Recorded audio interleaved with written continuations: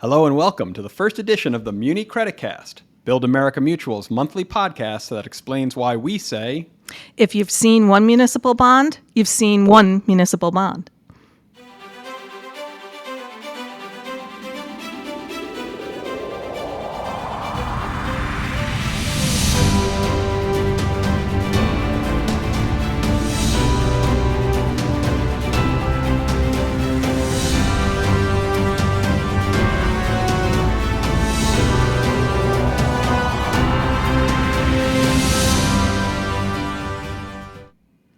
I'm Mike Stanton, Head of Strategy and Communications here at BAM, and you just heard from my co-host, BAM's Chief Credit Officer, Suzanne Finnegan, who shared her favorite catchphrase.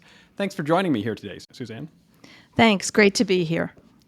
Together, we're going to pull back the curtain on how professionals analyze the municipal bond market, which, with more than 50,000 separate issuers, has more than 10 times more investment options than the stock market. Each month, we'll welcome guests for a deeper dive into one aspect of municipal credit analysis, and the goal is to help you understand the questions BAM's analysts are asking and how they might apply to your portfolio. Suzanne, our first guest's work probably covers more of BAM's insured credits than any other individual, Les Richmond, our pension actuary. One of the things I find interesting about Les's work is how it's changed over time. Can you talk a little bit about how you used pension actuarial analysis when BAM was launched in 2012 and 2013 versus how it's used today? Yes, so back then the data was more uneven, and we needed an actuary to be able to normalize that and to create an even playing field for comparing credits. Better accounting rules and more awareness today means the starting point for data is better. But there's still value in having an actuary who can look into the details, like investment policies and holdings, and understand how they might be impacted by different economic and market scenarios. And that's exactly what Les did in a recent report that was published in the Bond Buyer and on BAM's website, and he talks about in this interview we're about to listen to. One of the things we're going to try to do in these podcasts is show how different aspects of credit analysis come together to provide the full picture of an issuer's credit quality. We'll talk about things like how BAM analyzes legal structures or factors like natural disaster risks. Some of those topics are more relevant to certain issuers than others. Natural disaster risk exposure is not evenly distributed across the country. Some places are riskier than others. But when you have Les conduct a pension review for every issuer, no matter where they are, what are you looking for when you get those results?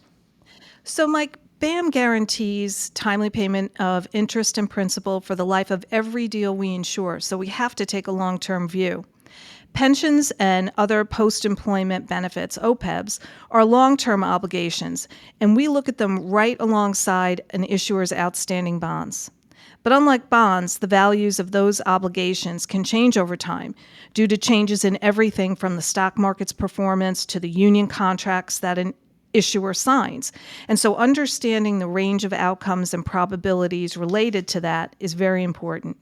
After 10 years of doing this, we have a pretty big database of information that allows us to benchmark issuers against others.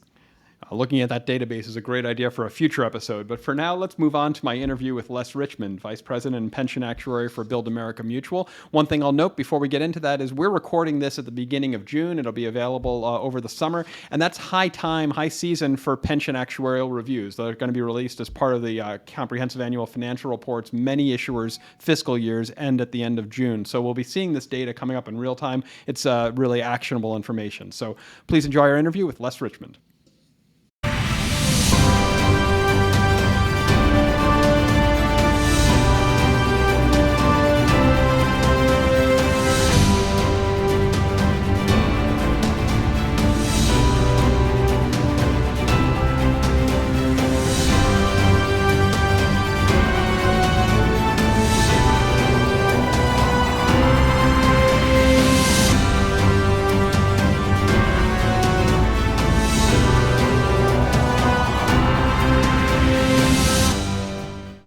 With Les Richmond, BAM's Vice President and Pension Actuary. Les is the author of the recent Bond Buyer column, Why Analysts Need to Watch the Pension Pendulum. Les, thank you for taking some time today.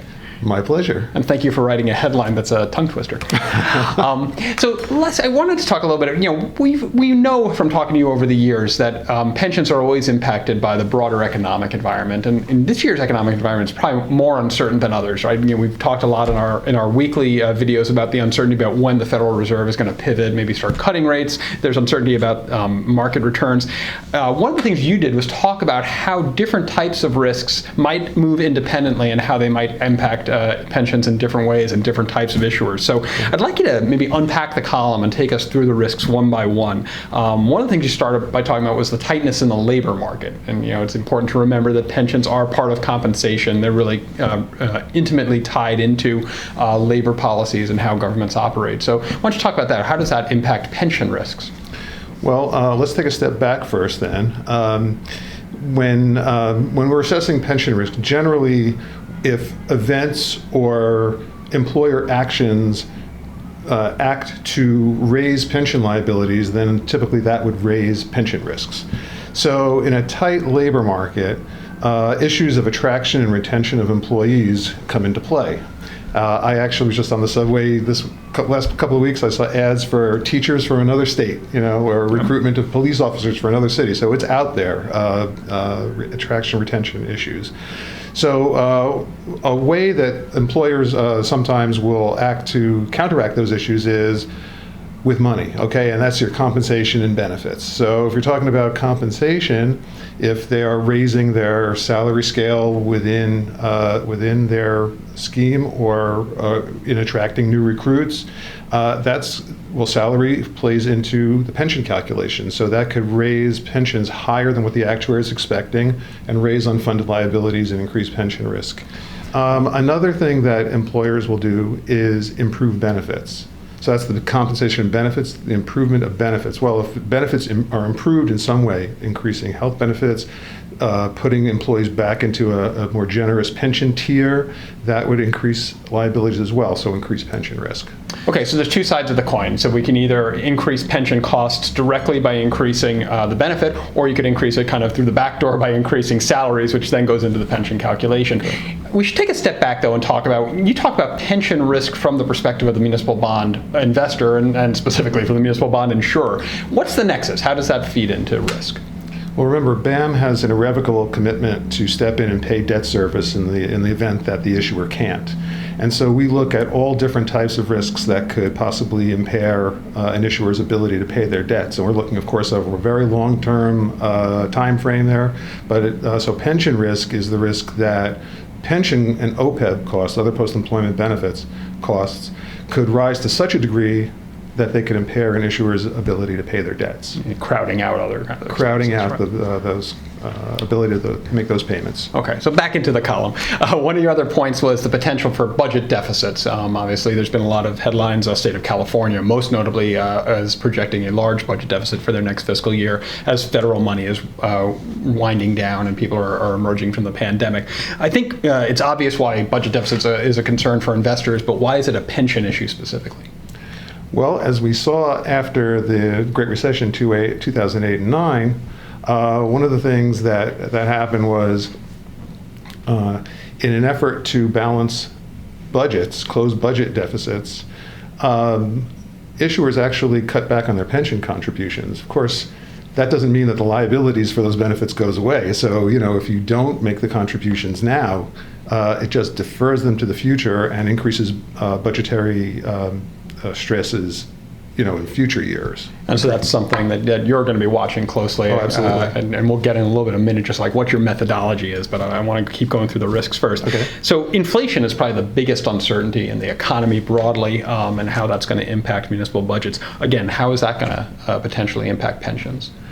Inflation comes into play in a number of ways with regard to pension liabilities, but two kind of main ways are in a period of higher inflation, you could have higher wage increases, which again would go into the pension calculations and be higher than what the actuary is expecting, so raise liabilities there. The other way is a lot of public sector pension funds grant cost of living adjustments to retirees, and the actuary makes assumptions about what those cost of living adjustments are going to be. And in a period of higher inflation, most of those COLAs are pegged to inflation in some way. So those could come in higher than what the actuary is expecting as well, again, increasing liabilities and pension risk. I think it's really interesting where you talk about how inflation might be different than the actuarial assumptions. It's kind of a throwback to earlier this decade where investment returns were differing from actuarial assumptions, and there was a kind of widening gap in a lot of pension systems. And one of the things we saw over the last couple of years is that a lot of systems restated their expectations for investment returns, kind of made them more realistic, or at least more closely tied to recent history. But you may see that divergence reemerging in other ways through inflation. So something to definitely keep an eye on. So at the last point is kind of that most traditional risk, the investment risk, and obviously pensions are large pools of capital. They're deployed in the marketplace. Issuers and their actuaries are counting on them to earn a rate of return, and they may or may not get the return they're expecting. Let's talk about how this market may impact that risk, and specifically, you were talking about the choices and how pensions are deploying their capital. Right. Well, there has been a multi-decade trend towards what BAM would consider to be riskier investments to generate returns to offset the need for higher budgetary contributions. Okay, so the news is not all bad. And we talk about this in the article where there's a school of thought right now where it might be time to get back into fixed income investments. Interest rates are relatively high right now, and some. And with the idea that they may be coming down in the near term or moderate term, and so the idea is that it could be that we could see a shift into fixed income, less risky investments, which would be a good thing for pension funds. So one of the things you do here is you do your own analysis of pretty much every pension fund that's guaranteeing benefits to employees of the issuers that BAM insures. So how many are you looking at now on a given year? How many? Oh gosh, I probably do between primary deals, secondary deals, and surveillance activities. I probably do about a couple of thousand a year. Wow, and so some of them are very well funded from an actuarial basis. Some of them are less so. Can you talk us like how these different risks might impact those funds differently? So, some of these risks are more of an issue for well-funded funds. Some of them are more of an issue for less well-funded funds. Well, a lot of the survey data that you see out there is all based on averages, but within a certain risk, you could have, a wide range of outcomes, and they all would factor into the average, but they could be very different than the average. And so it's really important to look at these risks individually by plan sponsor, by issuer, and see how they affect them. So that's what I do for BAM. And we want to just take a step back and kind of talk about get a little more longer term perspective again. So how did you end up in this market? So you joined BAM back in 2013, I think. So it's a little over a decade. Why did BAM make pension and OPEB analysis a priority? We weren't, thinking back to that time, BAM was founded in 2012. It wasn't that far removed from the Great Recession, where there were a lot of pension problems, a lot of what I was talking about, where employers were cutting back on their pension contributions and deferring risk into the future. And, of course, we have this long-term commitment, and it's not revocable. So our founders, Sean McCarthy, Bob Cochran, our Chief Credit Officer, Suzanne Finnegan, they all thought, we really should be taking a close look at this risk. And so they took the step of hiring an actuary, which is what I was for over 30 years before coming to BAM. I'm still an actuary, but a consulting actuary is what I was. And I've really enjoyed looking at these risks for BAM. It's using my skills in kind of a different way. I really am. It's been a great ride. And so you kind of hinted at this, but how's your work changed over that decade? So when you started, you mentioned there was a lot of discrepancies in actuarial assumptions across issuers. You spent a lot of time, as I recall, normalizing those assumptions, trying to bring them back. What's different today, and what are the big issues you face today? Over time, I've done a lot of fine-tuning to our original methodology. It's still the same methodology. We're going for comparability across issuers within sectors, credit sectors. But as time has passed, I've learned a lot of the nuances of different pension funds, and I've had to take steps to take them into account and still try to maintain that comparability that we're going for. So it's been a lot of fine-tuning with the same basic principle, which is comparability, conservatism.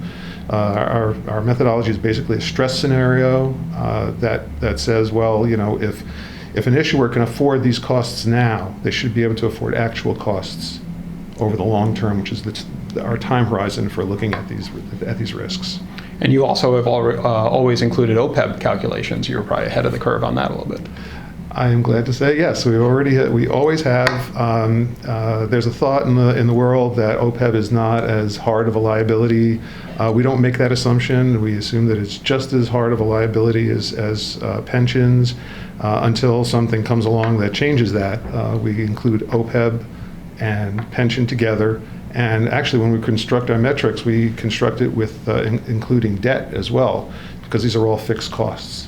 So our metrics are very conservative and give us kind of a clear picture on a stress basis of what the risks are to the issuer.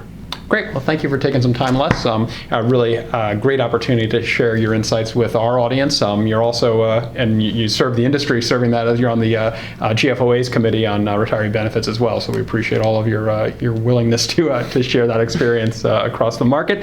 And if there are any questions, please reach out to us at creditinsights@buildamerica.com via email. We'd be happy to address them and get back to you. Thanks for listening, and thanks again to Suzanne Finnegan and Les Richmond for joining me for the inaugural episode of the Muni Creditcast from Build America Mutual. We'll be back monthly, so subscribe wherever you get your podcasts. Build America Mutual is rated AA with a stable outlook by S&P Global Ratings, and we insure more than $100 billion of municipal bonds from across the U.S. For more information, please visit www.buildamerica.com or email us at creditinsights@buildamerica.com.